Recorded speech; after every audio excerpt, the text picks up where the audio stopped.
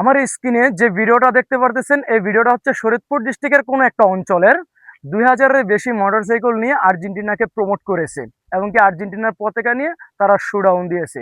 এখানে নিঃসন্দেহে লক্ষ লক্ষ টাকা খরচ হয়েছে। আমি শরীয়তপুরের একজন ছেলে হিসাবে এটা তীব্র নিন্দা জানাই। আপনি যদি ভিডিওটা দেখে থাকেন তাহলে অবশ্যই আপনি শরীয়তপুরের ছেলে যদি হয়ে থাকেন, শরীয়তপুরের মানুষ যদি হয়ে থাকেন, তাহলে তারা কি কাজটা ঠিক করেছে কিনা আপনি কমেন্টে জানিয়ে যাবেন। আমাদের শরীয়তপুর অঞ্চল হচ্ছে দরিদ্র একটা অঞ্চল। এখানে অনেক গরিব মানুষ আছে, অনেক নদীভাঙ্গা মানুষ আছে। আমরা কি চাইলে সেই গরিব মানুষগুলোকে একটা বাসস্থান করে দিতে ঢাকার পারতাম না এই টাকা বিস্তীর্ণ দিয়ে? জনপদ আমরা কি চাইলে পিলখাত গরিব মানুষদেরকে দুবেলা গণপরিবহন দুমুঠো খাবার কি যানবাহন তুলে দিতে পারতাম না তাদের সংযোগকৃত মুখে? স্থান নাই। আমরা ভুলে গেছি দেখা যায় হযরত মুহাম্মদ সাল্লাল্লাহু রাত আলাইহি হলে সাল্লামের কথা, যিনি বলেছিলেন যে ইহুদি খ্রিস্টান নাছাররা কখনো আমাদের ভাই হতে পারে না, তারা কখনো আমাদের বন্ধু হতে পারে না। আমাদের মস্তিষ্ক আজ অনেক দুর্বল হয়ে গেছে। আমরা ভুলে গেছি ফিলিস্তিনের কথা, আমরা ভুলে গেছি ফিলিস্তিনের বোনদের কথা, তারা কি করেছে আমাদের সাথে। আমরা ভুলে গেছি, সত্যিই ভুলে গেছি। কারণ আমাদের মনে রাখা উচিত যে আমাদের জাতি হচ্ছে মুসলমান জাতি, আমরা জাতি হচ্ছে বীরের জাতি। আমরা কখনো কারো কাছে মাথা নত করি না। আজ আমরা যাদেরকে প্রমোট করছি লক্ষ লক্ষ টাকা খরচ করে, আসলে আমরা কি তৃপ্তি পাচ্ছি আমি জানি না। আমি ব্যক্তিগতভাবে বলি, আমি শরীয়তপুরের ছেলে হিসাবে এটা আমার একেবারেই পছন্দ হয়নি। যদি আপনি করতে পারতেন, আপনি লক্ষ লক্ষ টাকা খরচ করেছেন।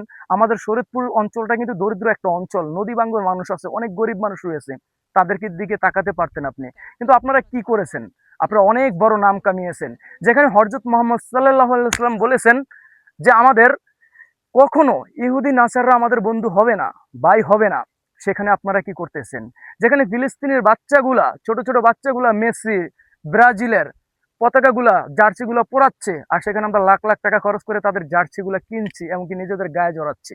আমি ব্যক্তিগতভাবে কখনো আজ পর্যন্ত কোনোদিন না আর্জেন্টিনা না ব্রাজিল কোনো একটা জার্সি কিনে আমার গায়ে আমি লাগিয়েছি।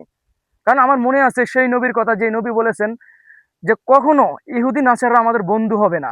এই কথাটা ভুলে গেলে চলবে না। আমরা সবাই গুনাহগার, সবাই আমরা পাপী।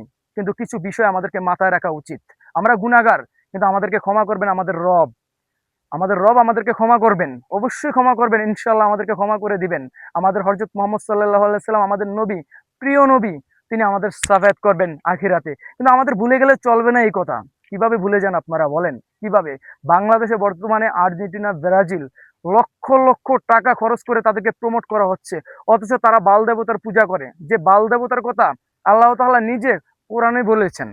বাল দেবতার কথা, একজন বাল দেবতা আছে, মূল হচ্ছে দাজ্জাল। দাজ্জাল, যারা দাজ্জালকে প্রমোট করছে, একটা কথা বলেছে না যে যারা দাজ্জালকে প্রমোট করবে এবং কি দাজ্জাল এক হাতে জাহান্নাম দিবে, এক হাতে মনে করেন জান্নাত দিবে, তখনই কিন্তু আমাদেরকে বোঝা উচিত বর্তমানে কিন্তু এরকমটাই হচ্ছে। আপনার মানি ডাইন হাতে আপনাকে জান্নাত দিবে, বিষয়টা এরকম না আপনাকে জান্নাতে ঢুকিয়ে দিবে। বিষয়টা হচ্ছে বর্তমানে এরকম, আপনি দেখলে বুঝতে পারবেন সেলিব্রিটি থেকে শুরু করে বর্তমানে বড় বড় বিজনেসম্যান গুলা যারা আছে, তারা কিন্তু বাল দেবতার পূজা করে। আপনারা দুনিয়া সম্পর্কে জানেন না। বর্তমানে যে দুনিয়া সম্পর্কে জানতেন, তাহলে কখনো এই সমস্ত কাজ আপনারা কখনো করতেন না। আমি শরীয়তপুরের ছেলে হিসাবে তীব্র নিন্দা জানাই, এটা কখনই করা উচিত নয়। কারণ আমাদের অঞ্চলটা খুবই দরিদ্র একটা অঞ্চল, এখানে অনেক গরিব মানুষ রয়েছে, তাদেরকে অবশ্যই সাহায্য করা উচিত, সাহায্য করা উচিত। আপনারা অবশ্যই তাদের দিকে একটু লক্ষ্য করুন। লাখ লাখ টাকা খরচ করে অযথা আর্জেন্টিনা ব্রাজিলকে প্রমোট করে আমাদের কি লাভ হবে? কি লাভ হবে আমাদের বলেন?